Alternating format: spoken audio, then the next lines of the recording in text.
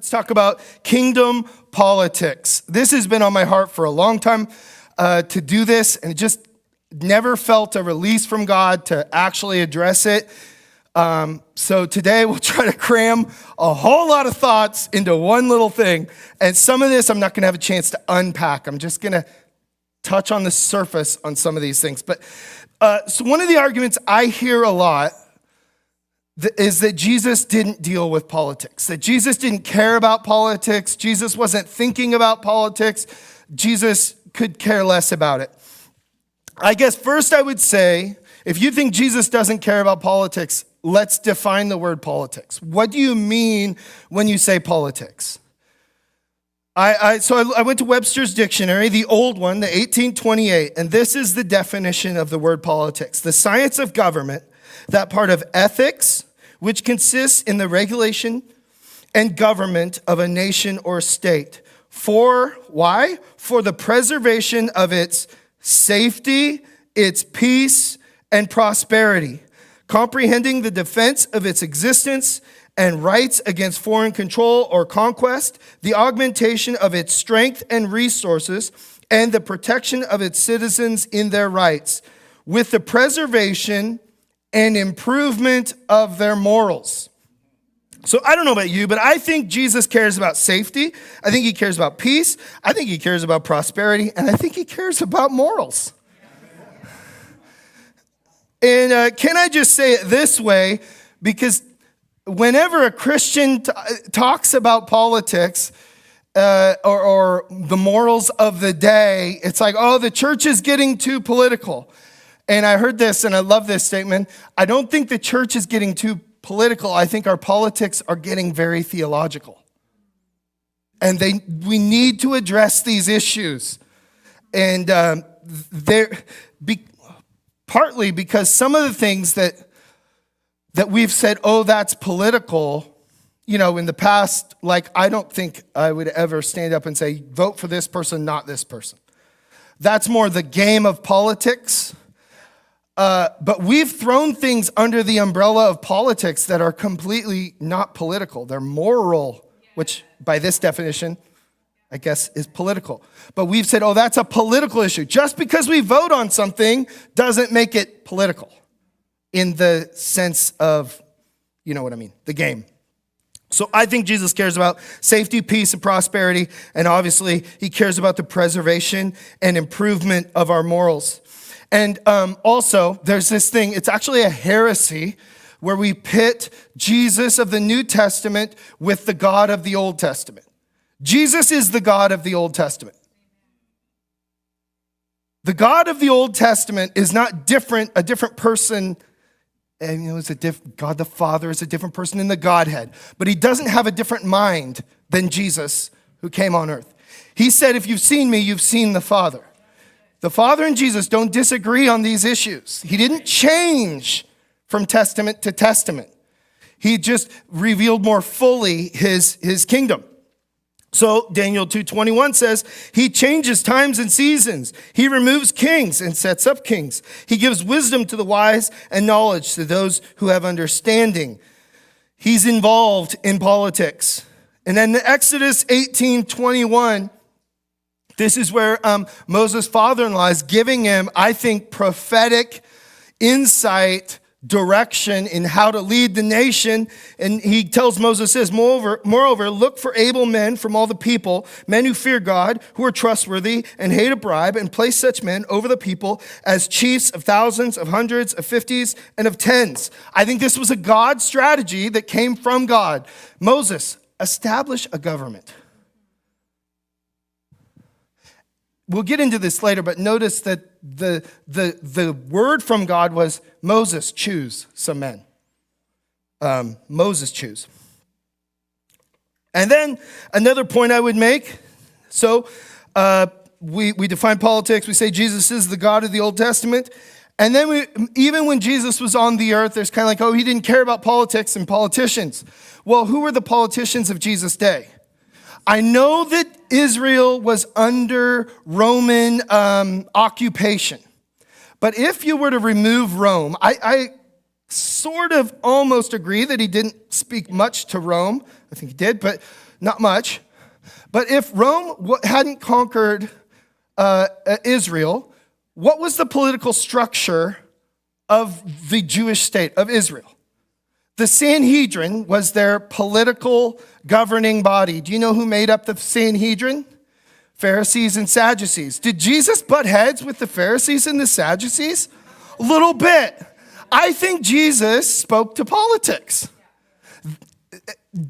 By the way, they were the ones who arrested Jesus. He stood trial before Pharisees. These are political people. So Jesus had a lot to say about their corruption, which actually indicates he had an opinion about what a good government should look like. So you say, okay, well, what about render to Caesar? And I've never been satisfied with the status quo answer on what Jesus meant when he said render to Caesar. It's always felt like, oh, Jesus just punted on that. When they gave him that question, he didn't want to give an answer, so he just kind of gave this sneaky answer so he could dodge the question. That's what it's always felt like to me. That I don't think that's Jesus. I don't think that's the way he answers questions. So if you're not familiar, this is Matthew 20 through 22. And Jesus said to them, whose likeness and inscription is this? So remember they said, hey, Jesus, should we pay tax? He says, hey, somebody got a coin, holds up the coin. Whose likeness and inscription is this? And they said, Caesar's. Then he said to them, therefore render to Caesar the things that are Caesar's, and to God the things that are God's.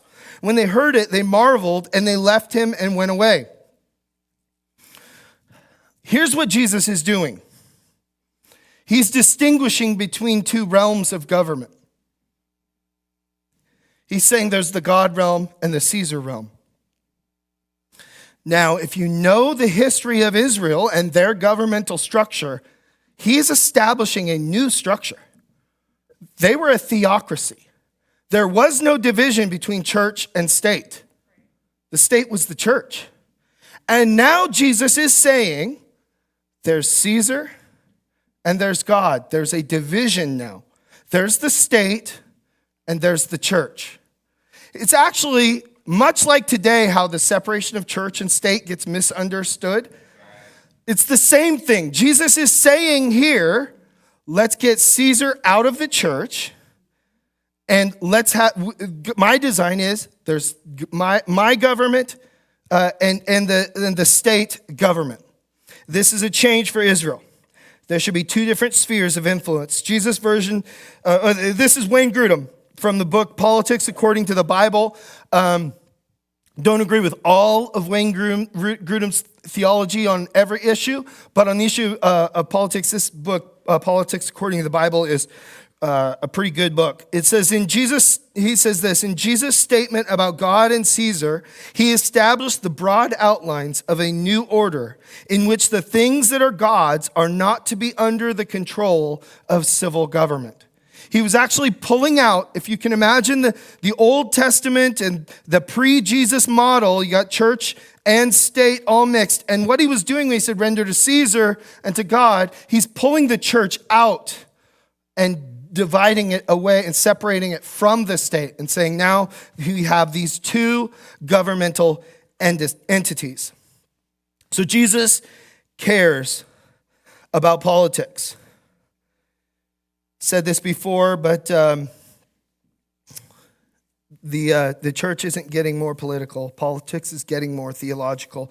And I have to say, if the church won't disciple people on moral issues, the world will. You are being discipled. There is no passive spot in the discipleship process. I think discipleship is sort of like pushing a boulder uphill. You're either pushing it uphill or you're rolling down. There is no neutral. There is no neutral. So the question isn't, are you being discipled? It's who's discipling you? Who is shaping your morals? Who's shaping what you believe about these issues? And another point that I would say as far as does Jesus care about politics is just the fact that God invented government. Government didn't exist before God. Or somebody didn't come up with the idea of government and Jesus say, oh, you know what? That's a good idea. Let's take that and use it. Nope. God established and invented government. And God's design for government has three spheres. The way God has established things to work, there are three spheres of government. There's family, there's church, and there's state. Each one are a form of biblical government. In the family, we have the husband given the leadership role as priest of his household. And we look at the family in the Old Testament, and Adam, he shirks his responsibility as the leader of the family. Sin enters the world, mess. In the church, God has appointed elders and given them the leadership role. And I would say we seem to have a pandemic of church leaders falling and sin entering the church. And actually, you can see it in, I think it's Revelation 2 and 3, describes churches whose pastors aren't dealing with sin, and describes those churches. This is the phrase in one translation. These churches are described as synagogues of Satan. So pastors, if you don't lead your church, Satan will. So we have the family, and the head of the household, Adam, blows it. Sin enters the family, corrupts that system that God established. And notice, if you read Genesis, the family of God, all through, you got generational problems of infertility, you got the favoritism of children and the infighting between siblings, you got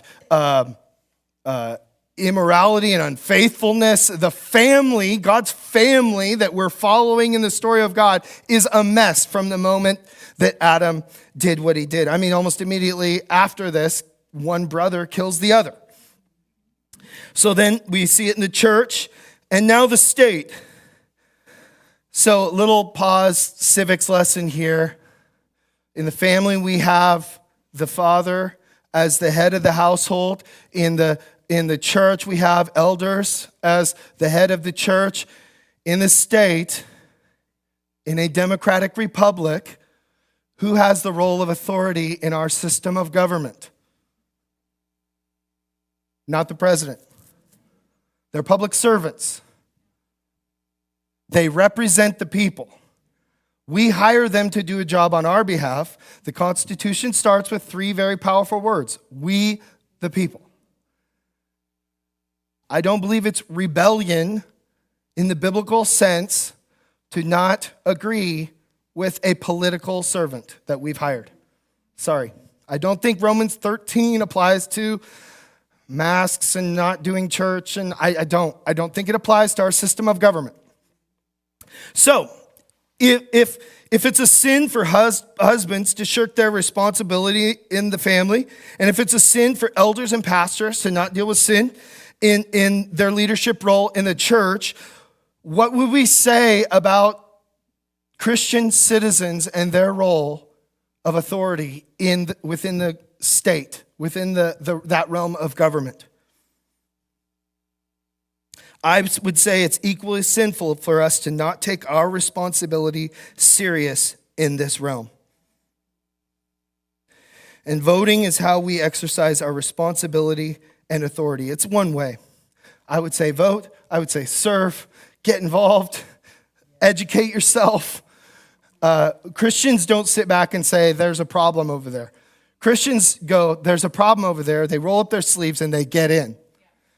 So there's all kinds of ways that we exert our authority. All right, whatever God creates, Satan tries to capture. I said this before, but husbands, if you won't lead your family, Satan will. Pastors, if you won't lead the church, Satan will. And godly people, if you won't lead your nation, Satan will.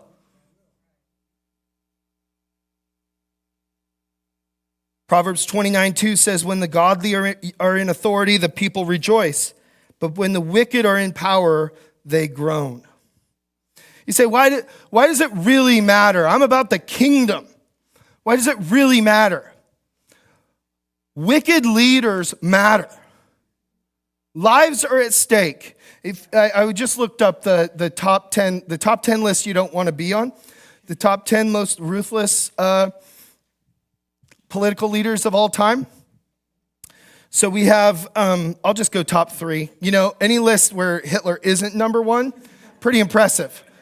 So Hitler, 17 million dead. Joseph Stalin, 23 million dead. Both of them are chumps compared to Mao. Mao, somewhere between 50 and 78 million people made in the image of God, dead. Politics matter. People die when wicked people are in charge. So when Christians abdicate their responsibilities as citizens, I believe it is a form of passive rebellion against God. You have been given a job to do. You have been given this responsibility from God to be salt, to be light, and you've said, no thanks, God, I've got a better idea. But we have an idolatry problem in this nation. Remember the 3 spheres here. I think one way that we express our idolatry problem is we expect the wrong thing from the wrong sphere. With family and church, there's a whole lot of, I put my kids in Sunday school for them to disciple my kids. I put my kids in youth group for them to disciple my kids. I put my kids in Young Life for the Young Life's job is to disciple my kids. And so we have taken that sphere and brought it under the church and said, it's your job, and nobody's leading the household. My job is not to disciple your children. Their job is not to disciple your children. They are serving you and what you're called to do. And ultimately, the hammer will fall on you, not the church, for how your kids were discipled. Not for the choices they make, but for how. I am not going to stand before God and say, did you disciple so-and-so's kid well? I think I will stand before God and say, did you feed my sheep? But ultimately, it's not the church's job. And then we have the same issue with the state. It's not the state's job to educate your kid. In human history, it's never been until now. It is ultimately your responsibility. The school serves you. They work for you. You're going to stand before God. You're going to be held to account for how you educated your kids. That teacher is a servant serving you under your authority.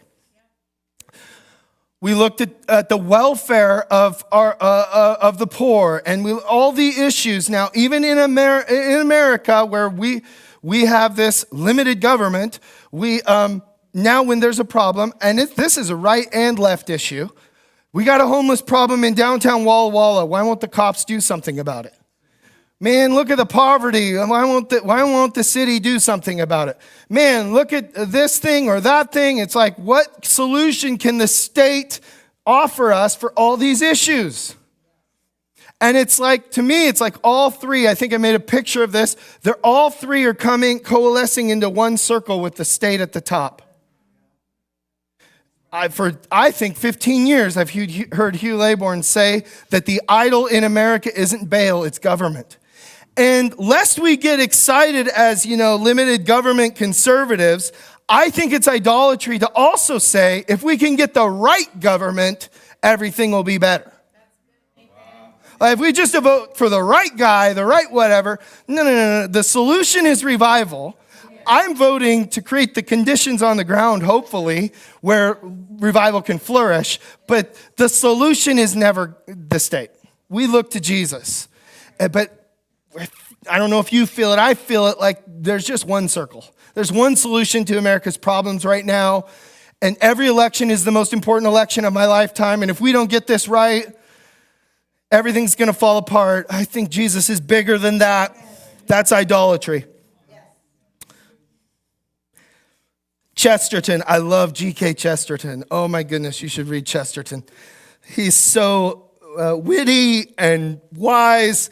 He's a brilliant Catholic man from the UK who, in the era of kind of C.S. Lewis and all that.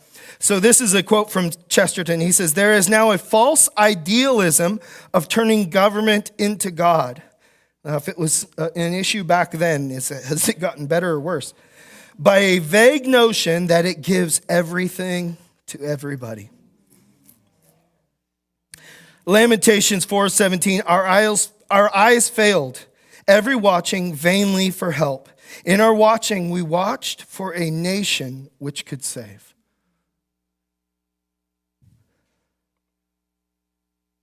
Okay, I'm going to quickly go through some issues here. What about the issues? We need some tissues for all our issues. This one feels good. This is like my soapbox. I've been wanting to talk about this stuff. Okay. My rights. I'm going to try to be kind to the people who don't see it my way. But when I became a Christian, I gave up my rights thing. I love you, but I think that is such a lazy take. I think that is, you don't believe that.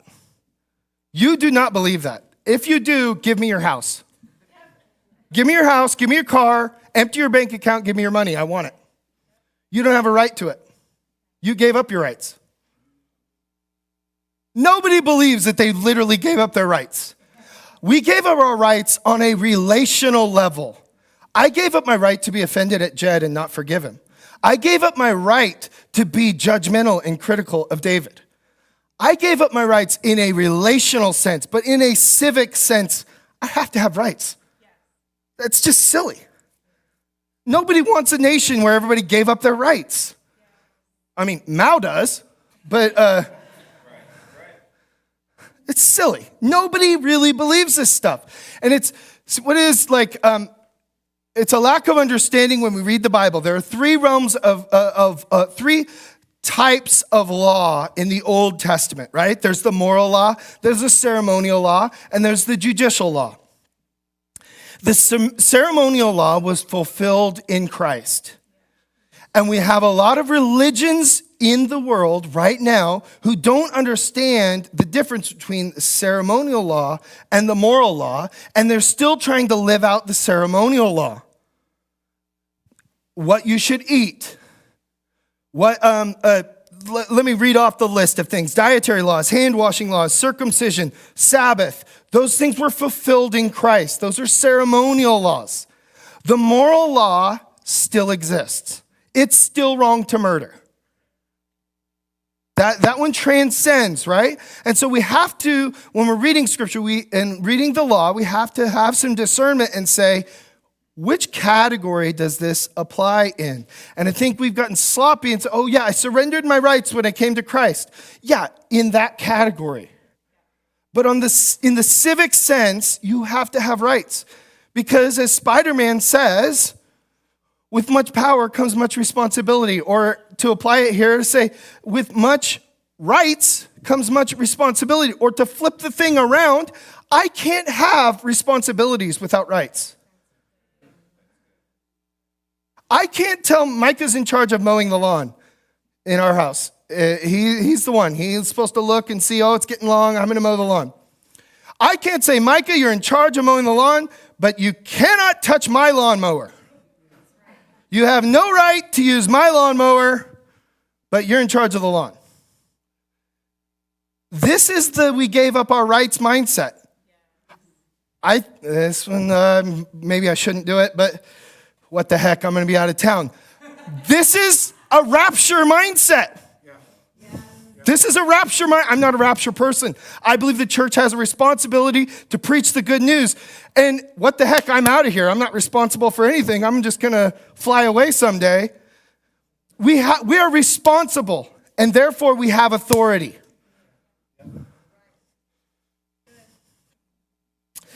So you do have rights. You need to have rights. God's bigger than all of it. Of course, we see people in countries where they aren't given rights from government, and that's why the beauty of our nation, they don't come from government. I got into a big debate one time accidentally with a Canadian pastor friend about healthcare.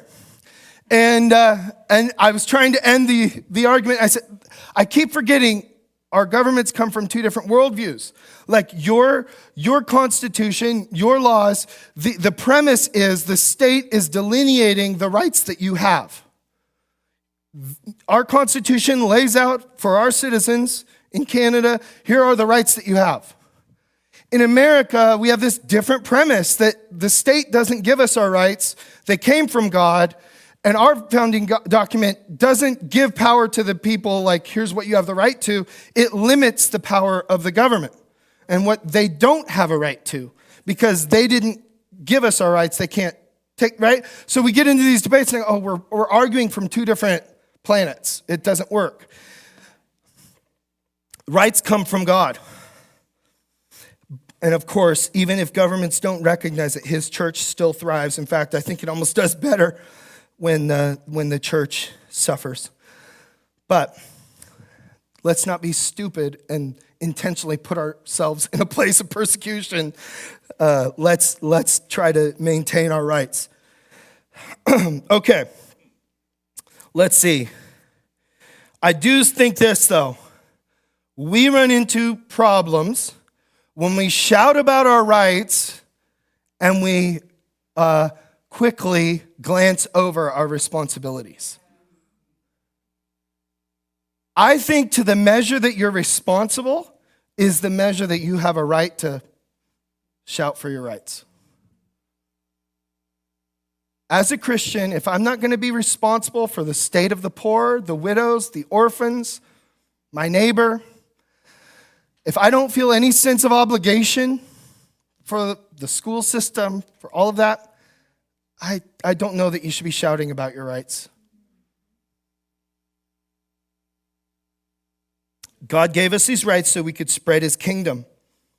If we aren't going to do it, then we don't need rights. The rights are attached to the responsibility. Okay, religious liberty. The early church had this creed. Iosus Kyrios, Jesus is Lord. There was a Roman phrase that was very similar, but it said, Caesar is Lord. The church would say, Jesus is Lord. And what they were saying was, Caesar is a king, but Jesus is the King of Kings. And what they ultimately meant was, we will obey Caesar to the extent that we can, but there's a higher authority. And we must obey the King of Kings. Jesus is Lord. So when Caesar tells us to do something God forbids, then or not to do something that God commands, our job is to tell the government to kick sand. No, just peacefully disobey and obey God. So when I vote, I want to vote to create an environment where we are the most free to obey God. And I do. I haven't actually done this. It's been 4 years or so. But I've been wanting to do this for a long time and just, I don't know, I'm sorry I haven't. But I just feel personally to say, I am repenting of ever closing for COVID. I think we could have had the grace to say, if you feel a conviction in your heart, by all means, obey that conviction, stay home. But I think what the church has done across America, and we're dealing with the ramifications, we agreed that we were unessential. And just so you know, in the future, if it's coming back around, COVID's coming back around again, if it happens again, I'm not just going to defiantly disobey, but I am going to do what I did when we opened. I'm going to get a hold of the sheriff right away and say, I feel a conviction that our church should be open, that we have to obey God. God commands us to gather. I don't believe online is a gathering. I think it's a good place to get a good sermon, but it's not a gathering. And I don't want to make problems for you as the sheriff. I want to walk in peace together, but I just want to let you know I feel a conviction that I'm supposed to do this. And then we're going to do what we're going to do, and we're going to give grace to each other. During COVID, it was like there was no grace. Everybody had to agree instead of saying, you know what, follow your convictions, But spiritual sickness is just as serious as physical sickness. More, actually. It's eternal. And so, anyway, we're not going to do that stuff anymore. We're going to obey God. We can do it in a peaceful, humble way. Okay, next issue is life. God is the giver of life. There's tons of scriptures about that. I'm sure a lot of you could quote those. I would just want to take kind of a different angle for a second here. I believe the issue of life is more than a moral issue. It's a spiritual one. I would call abortion a demonic sacrament. We took communion. That's our sacrament. That's a place we go to find the grace of God, for the blessing of God to be released on our lives. I believe abortion is the demonic inverse of that. Listen to this. Abortion's rallying cry is, "This is my body." What were the words of Jesus as they partook of the first communion? "This is my body broken for you." Abortion, "You must die so I can live." Jesus, "I died so you can live."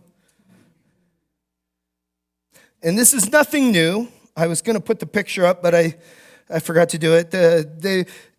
Throughout biblical history, they would offer child sacrifice. You've probably seen it on social media, that idol with his hands out like this, and they would heat up those hands to incredible temperatures, and then they would lay their newborn baby on those hands, and that baby would fry.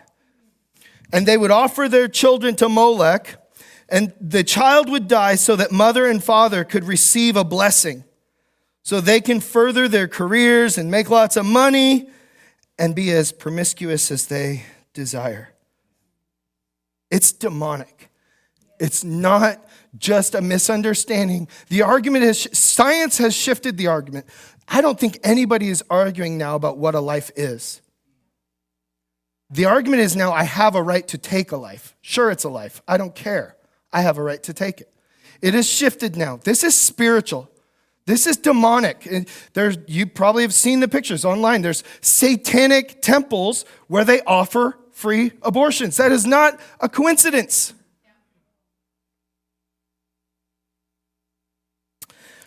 So we vote to preserve life.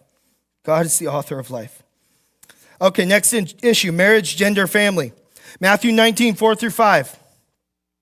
I think it deals with all of the issues we're facing in this category in this one passage. "Haven't you read the scriptures?" Jesus replied. "They record that from the beginning God made them male and female. And he said, this explains why a man leaves his father and mother and is joined," marriage, "to his wife, and the two are one."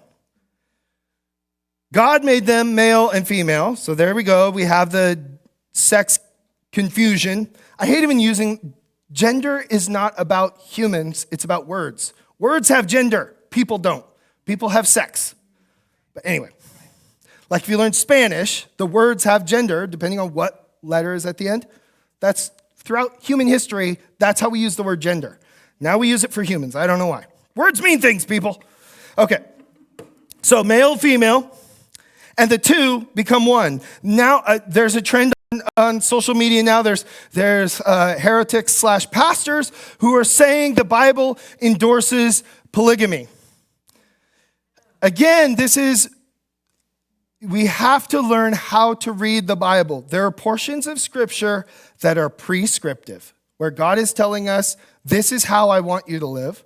And then there's portions of Scripture that are descriptive. God is not endorsing what happens. The Bible's just telling us what did happen. God did not endorse David taking Bathsheba. The story just tells us he did. When we see that Solomon had 365 women, the Bible's just describing what happened. It's not prescribing that. And in fact, if you follow the story of the Bible, it never goes well when a guy has more than one wife. It never does in the Bible. That's not an accident that all of a sudden the wives are fighting and all of a sudden there's infertility and all these things happen. He's telling us this is a bad idea. And then Jesus just comes out and says it clearly, the two shall become one. This is prescriptive.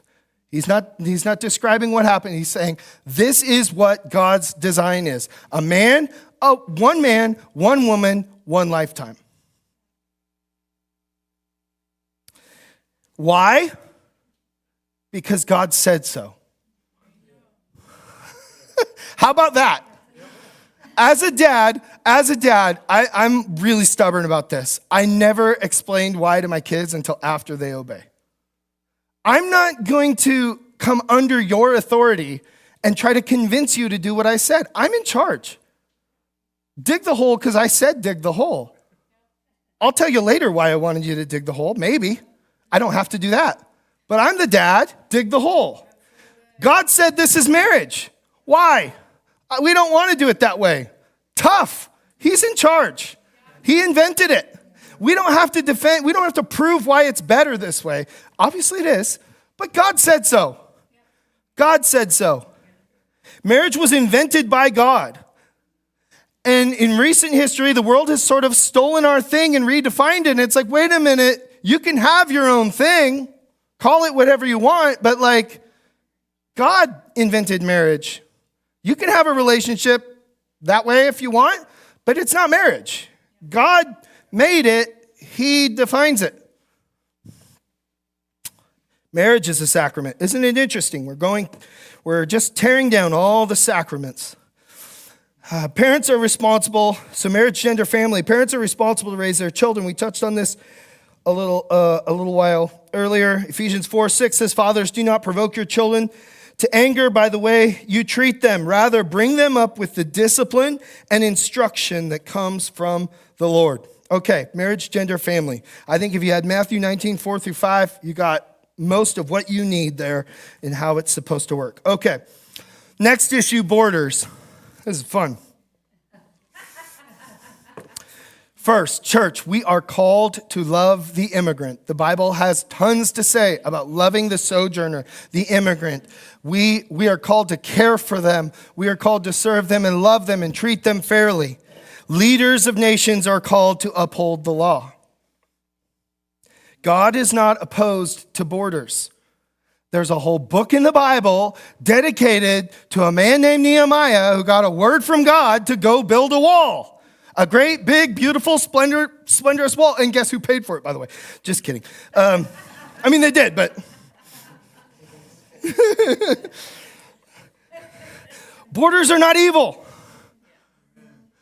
Borders is not racist. Borders is just like, if you don't believe in borders, prove it. Take the front door off your house. Prove it. Come on. We all believe in borders. Borders are healthy.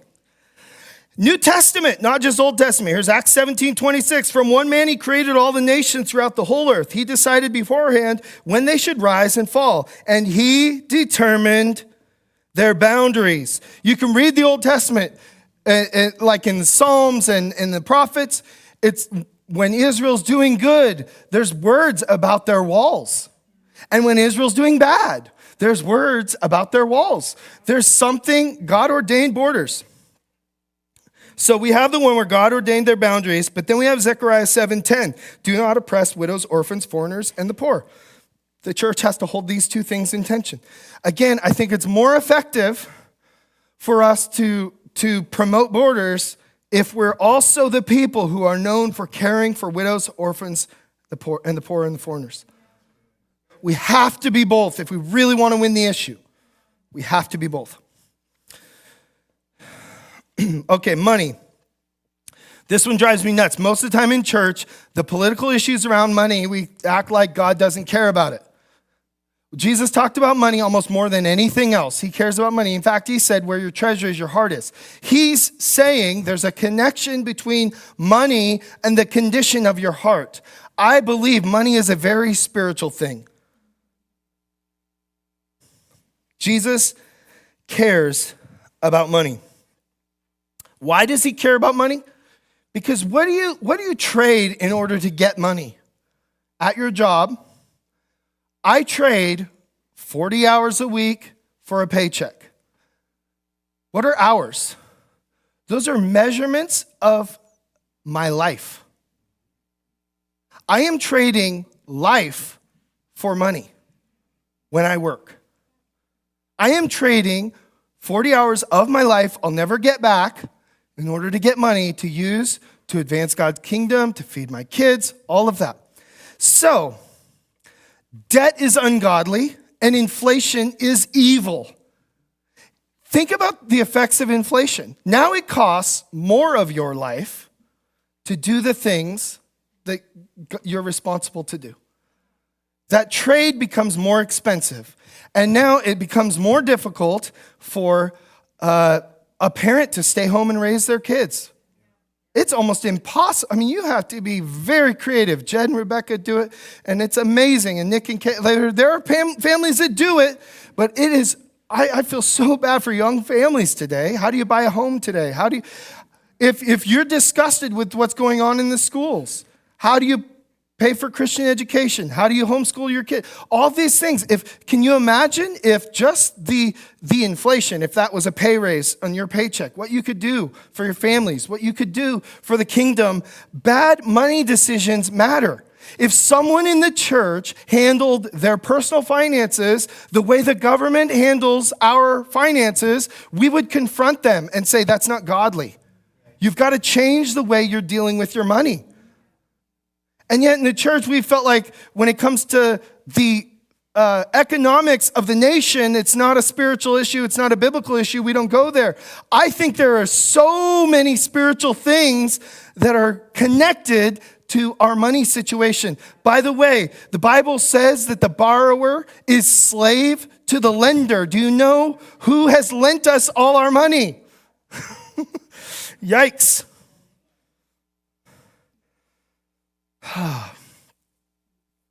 There's an idolatry around money. First of all, I don't believe that paying taxes is charity. I believe it's my responsibility.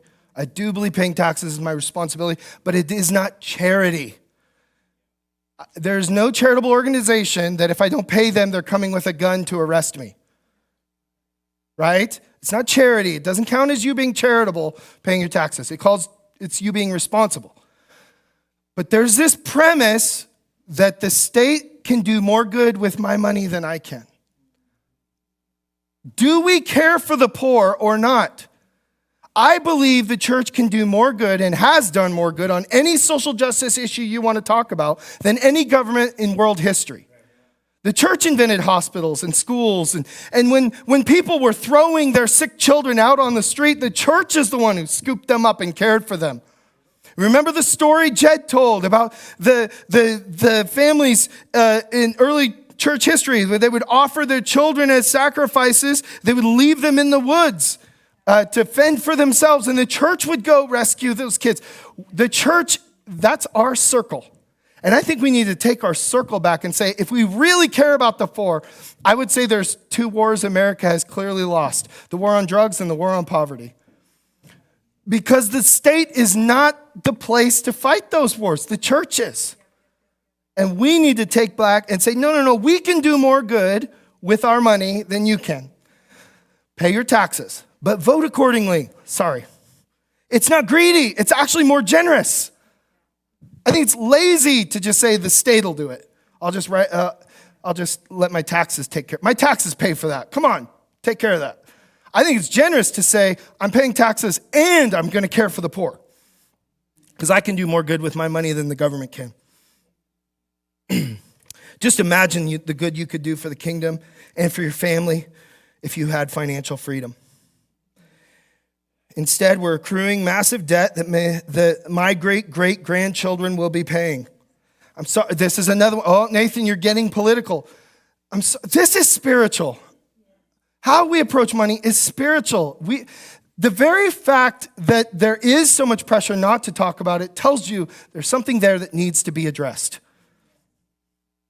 Debt is also a national security issue.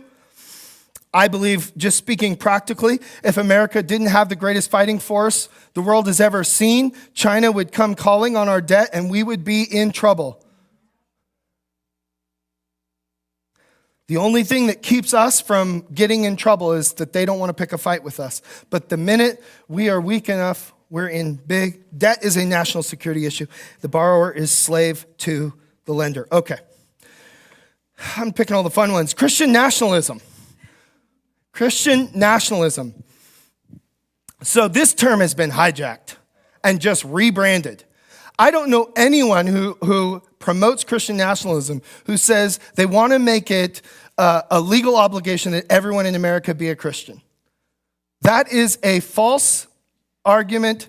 Nobody has ever defined Christian nationalism that way. This is always, my whole life growing up, I was always told, and we always said it, everybody agreed, this is a Christian nation. And it's ironic that a Christian nation is the place where you have the most liberty to not be a Christian.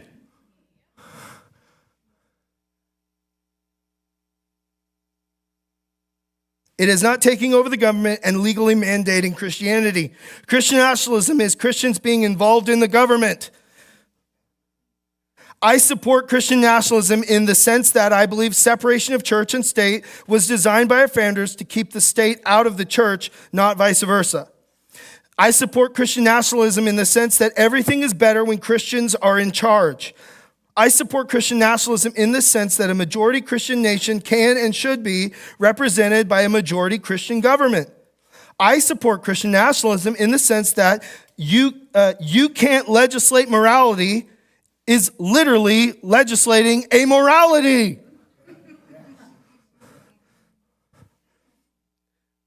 Morality is literally all that you can legislate. That's like, I support Christian nationalism in the sense that someone's morality will be legislated. So it might as well be a Christian ethic. I support Christian nationalism in the sense that true Christianity is the only real religion that will protect freedom of religion, freedom of speech, and freedom from tyranny. In contrast to what most people believe, Christian nationalism doesn't require people to become Christian. It actually protects the freedom of people to worship how they see fit. A Christian nation is the freest nation to live in, period. Dang, we're going long, sorry.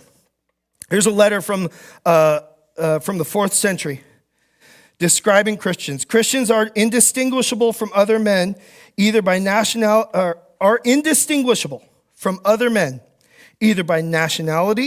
language, or customs. They don't inhabit separate cities of their own, or speak a strange dialect, or follow some outlandish way of life. With regard to dress, food, and manner of life in general, they follow the customs of whatever city they happen to be living in, and yet there is something extraordinary about their lives. They live in their own countries as though they were only passing through. They play their full roles as citizens, but labor under all the disabilities as aliens. Any country can be their homeland, but for them, their homeland, wherever it may be, is a foreign country. They live in the flesh, but they are not governed by the desires of the flesh. They pass their days on earth, but they are citizens of heaven.